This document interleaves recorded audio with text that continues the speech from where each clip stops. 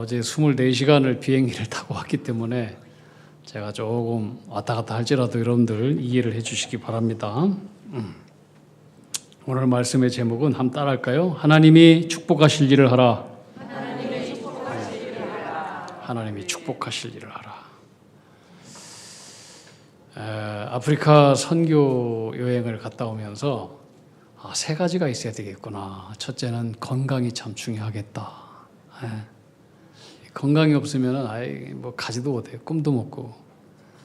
두 번째는 시간이 있어야 되겠구나. 시간이 없으면은 뭐 건강이 있고 돈이 있어도 안 돼요. 세 번째는 돈이 있어야 되겠구나. 그래야 갔다 올 수 있구나. 뭐 하여튼 이 세 가지 중에 하나 빠지면은 아무것도 안 돼요. 아프리카 물가가 이거 정말 애들 말로 장난이 아니더라고요. 비싸요. 아프리카 생각하면 우리는 참 모든 것이 쌀 것 같다. 그렇지 않아요.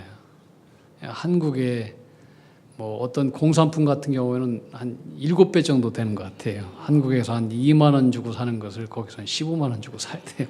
그리고 기름값이 한국보다 훨씬 비싸요. 그래서 아프리카에서 차를 타고 다니는 사람들의 수준은 아무것도 안 해도 먹고 살 만큼. 그러니까 사람들의 수준이 뭐 엄청나게 다른 거예요. 바닥에 있는 사람, 차를 끌고 있는 사람. 참 정치가 중요하겠다. 그런 생각도 들고, 또 우리나라가 여러분 이렇게 정말 복지국가 잘 사는 나라가 된 것이 우연이라고 생각하십니까? 절대로 그렇지 않습니다. 우리나라는 정말로 특별한 나라입니다. 제가 조선이라고 하는 그 한문 있잖아요. 조선. 어떻게 쓰죠? 십자가에다가 날일자에다가 십자가에다가 달월자예요. 날마다 밤마다 주님의 십자가가 있는 나라. 이게 조자. 아침조자, 아침조자. 아침에 하나님의 은혜가 임하고 성령이 역사하시고 하나님이 다스리는. 선자는 이것은 맑을선, 밝을선 그래요. 고기여자에다가 양양자예요. 고기여자는 백성들을 얘기해요. 양은 어린 양 예수 그리스도. 제가 한자로 풀어보는 거예요. 우리 어린 양 예수 그리스도가 백성들을 다스리는 나라, 조선. 그러니 하나님의 영광과 은혜와 하나님의 다스림이 낮이고 밤이고 주님의 십자가가 항상 이곳에 머무는 나라. 이게 그냥 우연이 된 거예요. 이 땅에 141년 전에 선교사가 우리나라에 왔고 복음을 가르쳤고 그 복음의 밝은 빛 가운데 우리나라가 이렇게 세워졌다라고 하는 게 이게 우연이 아니에요. 이게 우리나라는 정말 세계 모든 민족 가운데 이해할 수 없는 성령의 역사가 아니고는 말할 수 없는 해석이 안 되는 그런 나라가 우리나라예요. 이 복음이 얼마나 중요한 것인지 다시 한번 깨닫고 돌아오게 되었습니다. 여러분, 우리가 하나님을 믿는 것은 그분의 복을 받아서 복된 사람으로 살기 위함입니다. 복만 받으면 뭐예요?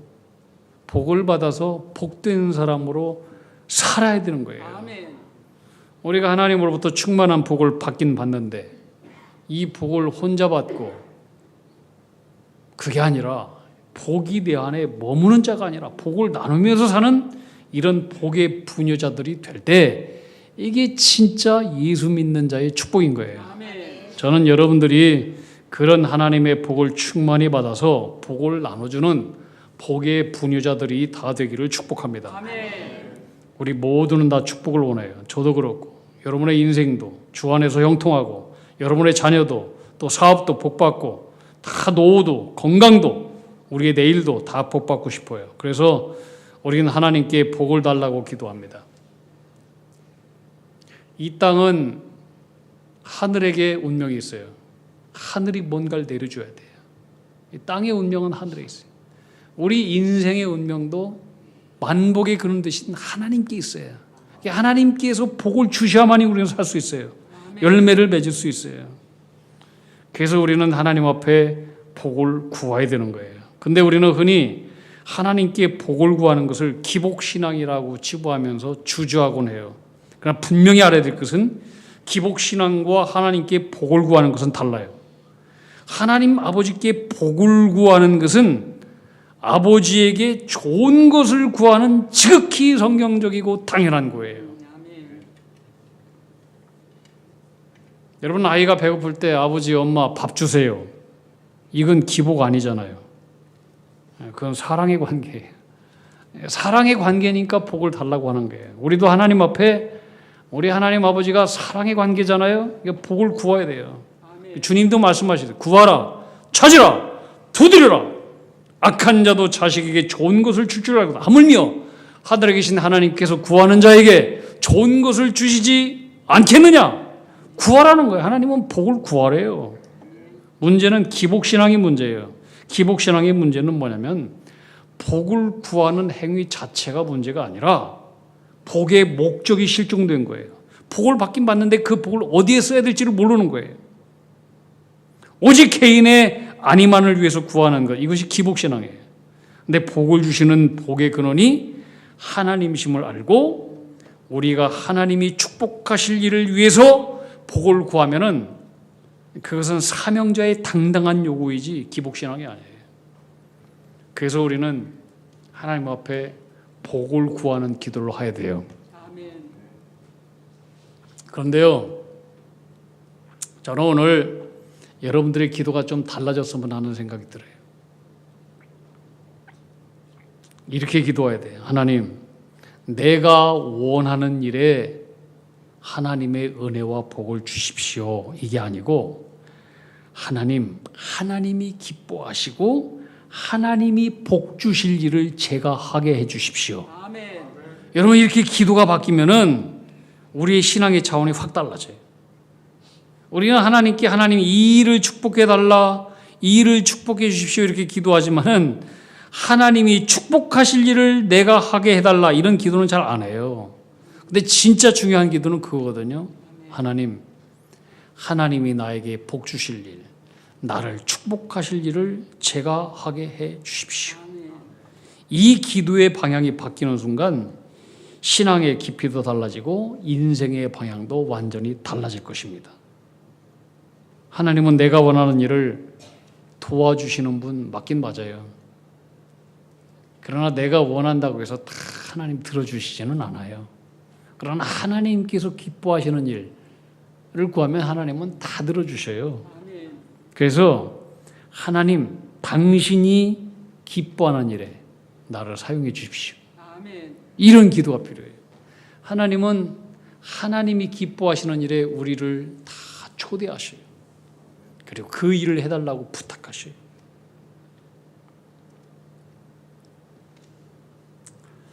하나님은 우리가 얼마나 열심히 했느냐 이거보다도 하나님은 우리가 얼마나 하나님의 마음과 같은 방향으로 가고 있느냐 이것을 주목하셔요. 그래서 우리의 마음이 하나님의 방향과 일치하고 있느냐. 만약 일치하지 않고 있다 그러면은 우리가 열심을 내는 것은 그건 질주가 아니라 그건 이탈이에요. 아무리 열심을 해도 그것은 하나님께서 기뻐하지 않아요. 우리가 주님의 일을 할 때도 내가 주님의 일을 한다고 생각하지만 하나님의 생각과 하나님 기뻐하시지 않는 그 방향으로 하지 않는다면 그것은 이탈이에요, 이탈. 종종 이런 거예요. 우리는 내 열심에 취해서 상대방의 마음을 놓칠 때가 있어요. 가령 아내의 생일날을 맞이했다고 합시다. 남편이 아침에 일찍 일어나서 정말 땀을 뻘뻘 흘리면서 정성을 다해서 요리를 했다고 합시다. 근데 아침에 나온 메뉴가 뭐냐면은 선지 해장국이라고 합시다. 남편은 밥상을 차려놓고 생일 축하 노래를 부르면서 여보 나 아침 일찍 일어나가지고 열심히 준비해서 이거 맛있게 먹어 이런다면은 이 아내의 마음이 어떨까요? 그건 사랑이 아니라 자기 만족 아니겠어요? 이 주파수가 틀린 거예요. 신앙도 마찬가지. 열심히는 하긴 하는데 하나님의 뜻도 모르고 하나님의 마음과 방향이 다르다. 이것은 하나님 기뻐할 일이 아니에요. 이 기복신앙이 뭐냐? 내 욕심을 위해서 열심히 교회 봉사하는 것도 그렇고 뭐 하는 것도 그렇고 열심히 그렇게 하면 복 받는다고 생각. 내 욕심을 위해서 하나님의 능력을 이용하는 그것이 기복신앙이에요. 그건 방향이 나한테 있어요. 잘못된 거예요. 성경적인 신앙은 뭐냐? 하나님의 일, 하나님의 뜻, 하나님의 비전을 위해서 하나님의 복을 요청하는 거예요. 이것은 방향이 하나님께 있어요.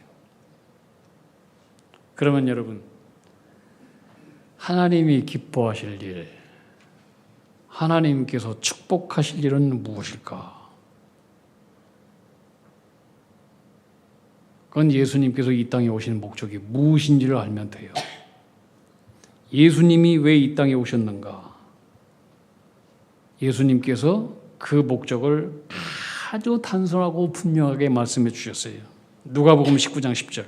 인자가 온 것은 잃어버린 자를 찾아 구원하려 함이라. 여러분, 이거 예수님의 사명선언이에요. 하나님의 마음을 가장 정확하게 드러내는 말씀이 이거예요. 하나님이 이 땅을 향해서 지금도 계속 관심 갖고 움직이시는 이유, 예수님께서 십자가를 향해 한 걸음 한 걸음 뚜벅뚜벅 걸어가시는 이유, 그리고 오늘 교회가 오늘 또 이 땅에 존재하는 이유, 단 한 가지. 우리 교회는 오늘 34주년 그런 생일을 맞이했습니다. 우리 교회가 이 땅에 존재하는 이유도 오직 이 한 가지 이유예요. 잃어버린 한 영혼 때문에. 여러분, 이것이 하나님께서 가장 축복하실 일이에요. 한 영혼이 하나님께 돌아오게 하는 일. 우리가 그 일을 할 때 하나님은 당신에게 있는 모든 권세와 동행의 축복을 주시겠다는 거예요. 마태복음 28장 18절 20절 이 말씀은 우리가 주님의 지상명령이라고 얘기해요. 지상명령. 가장 높은 분이 우리에게 주신 특명, 말씀. 그래서 영어로는 The Great Commission 그래요. 가장 위대한 명령. 이 위대한 명령을 천사에게 부탁한 게 아니에요. 누구에게? 우리에게 부탁했어요. 우리에게. 예수께서 나와 말씀하여 이르시되, 예수님께서 부활하시고 하늘로 승천하시기 전에 주신 말씀이에요. 유언이에요. 하늘과 땅의 모든 권세를 내게 주셨으니 그러므로 너희는 가서 모든 민족을 제자로 삼아 아버지와 아들과 성령의 이름으로 세례를 베풀고 내가 너희에게 분부한 모든 것을 가르쳐 지키게 하라. 볼지어라, 내가 세상 끝날까지 너희와 함께 하리라. 이번에 제가 우간다에 갔는데요.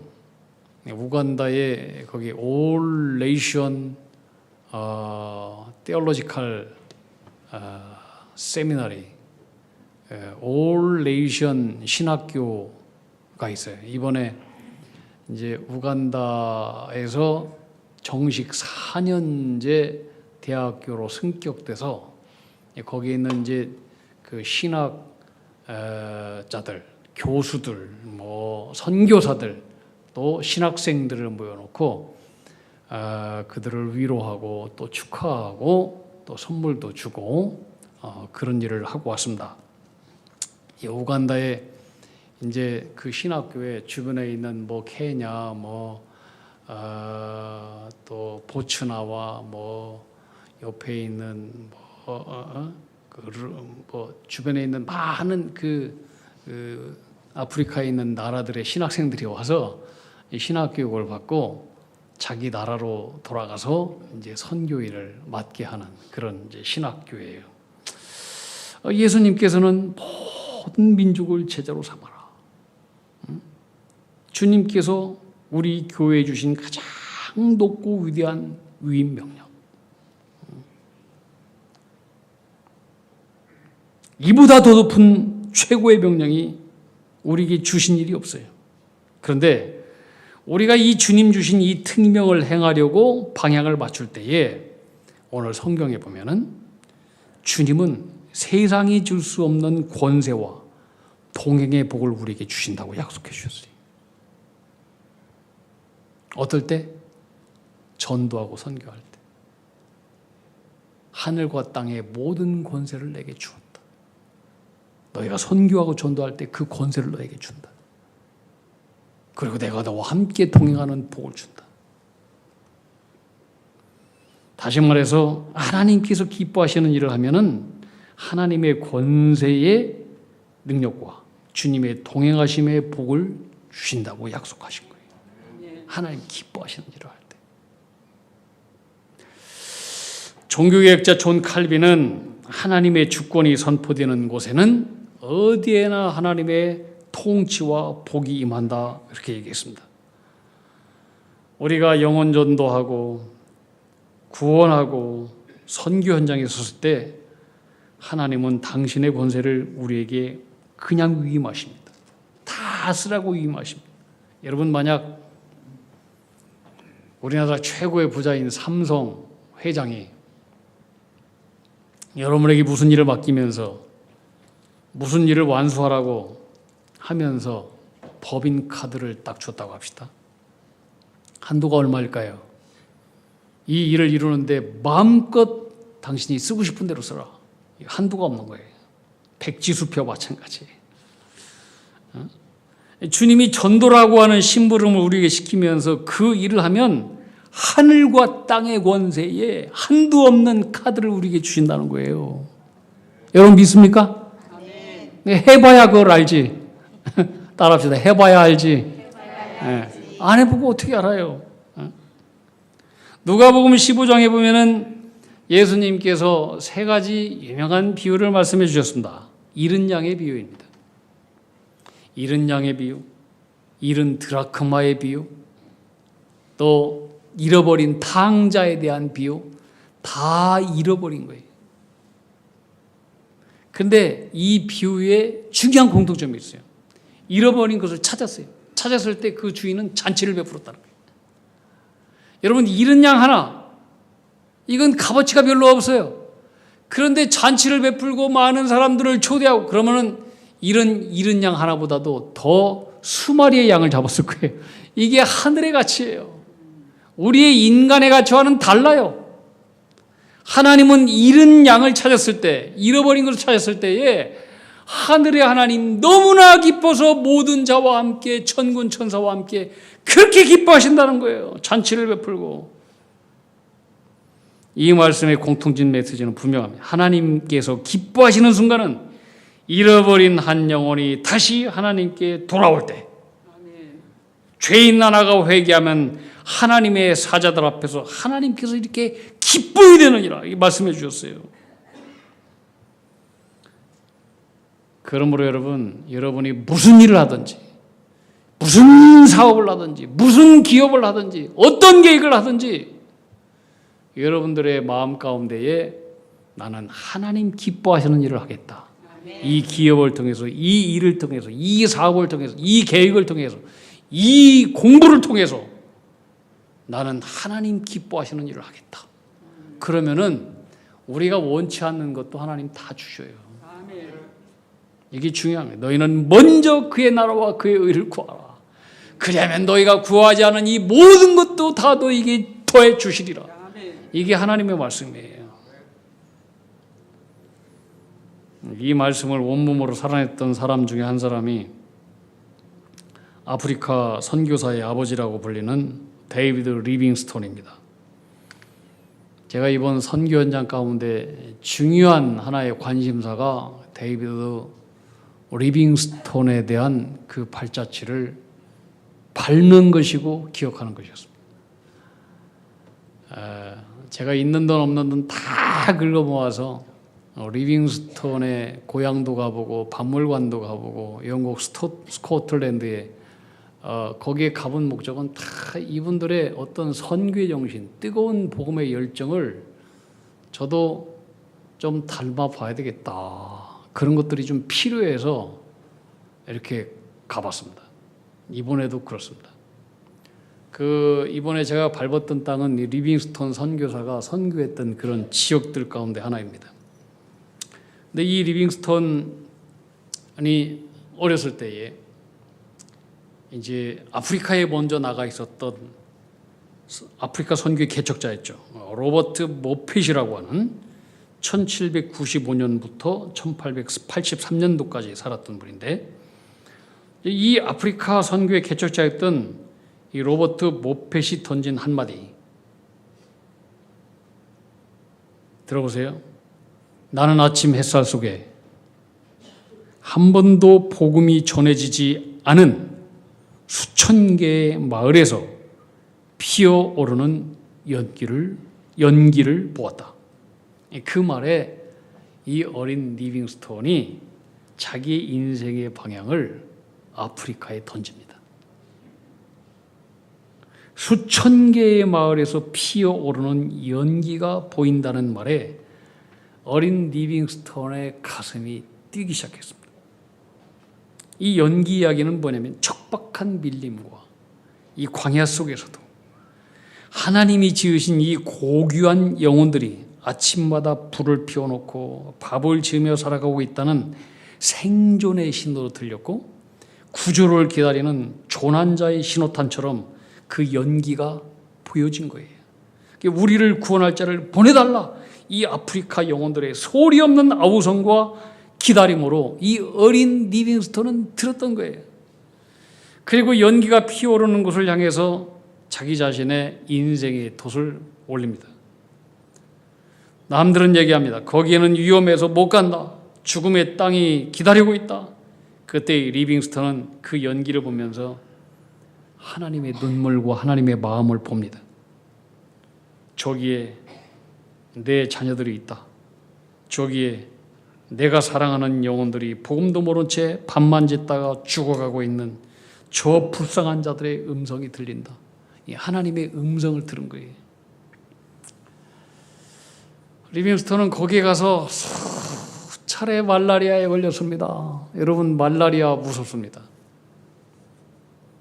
저도 말라리아 한번 걸려봤습니다. 2007년도죠. 제가 이라크 자이툰 사단 군종 참모로 갔을 때 가기 전에 그 말라리아 주사를 맞았는데, 와, 면역력이 약해진 상태에서 맞으니까 그냥 걸려버리더만요. 그래서 그때 정말 죽는 줄 알았어요. 아, 이렇게 죽는구나. 그 정도의 순간을 제가 한번 맞아봤던 적이 있어요. 이게 말라리아 장난이 아닙니다. 근데 이런 것들을 수없이 걸렸습니다. 아프리카 가면 이 말라리아 모기들이 정말 많습니다. 저도 거기 가서 모기 물렸는데 이 말라리아가 아닐 거라고 난 확신하지만 물렸는데 바로 침으로 빨아서 뱉어버렸습니다. 어떻든 뭐 모르겠습니다. 뭐 2주 후에 나타났는데 여러분들의 기도가 안 걸리게 될 줄로 믿습니다. 네. 근데 뭐 지금은 약도 있고 뭐 환경도 좋고 뭐 약 먹으면 뭐 또 괜찮아지고 뭐 그런다는 거예요. 근데 그때는 무슨 말라리아 약이 있어요? 걸리면 그냥 죽는 거예요. 네. 면역력이 없으면 죽는 거예요. 또 얼마나 또 뭐 짐승 떼들이 있는지 그림 한번 보여주세요. 네.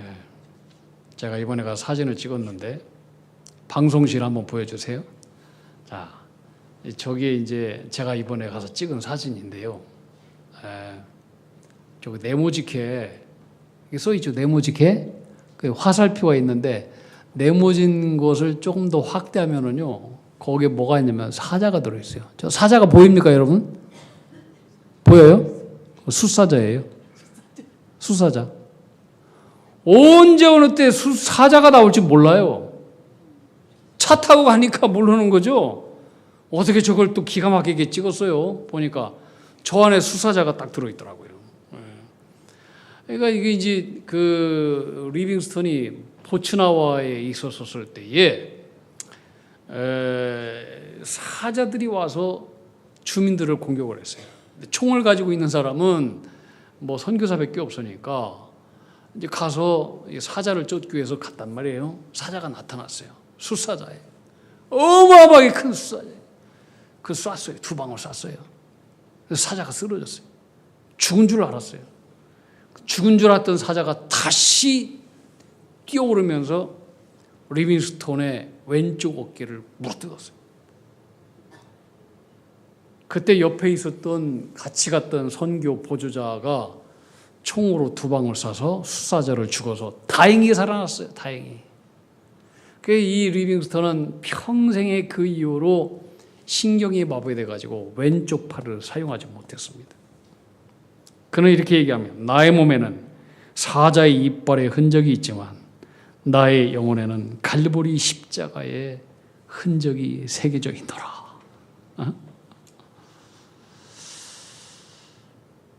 그 땅을 떠나지 않고 거기에서 사랑하는 아내를 아프리카 땅에 묻으면서도 그는 하나님과 같은 방향으로 걷는 것이 인생 최고의 복임을 알았습니다.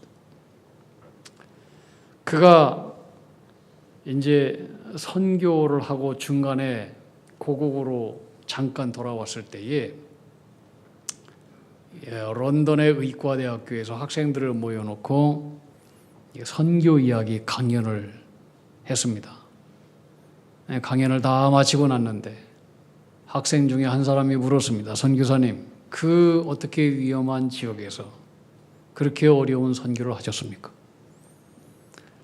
선교사님께 어떤 분이 가장 큰 후원자이셨습니까?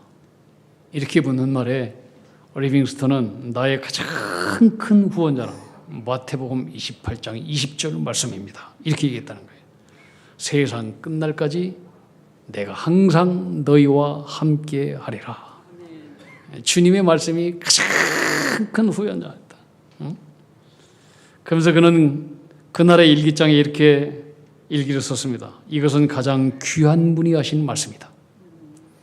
그분은 결코 거짓말을 하지 아니하시는 젠틀맨 신사이다. 그리고 하나님을 위해 쓰여지는 인생은 결코 희생일 수 없다. 이런 말을 남깁니다.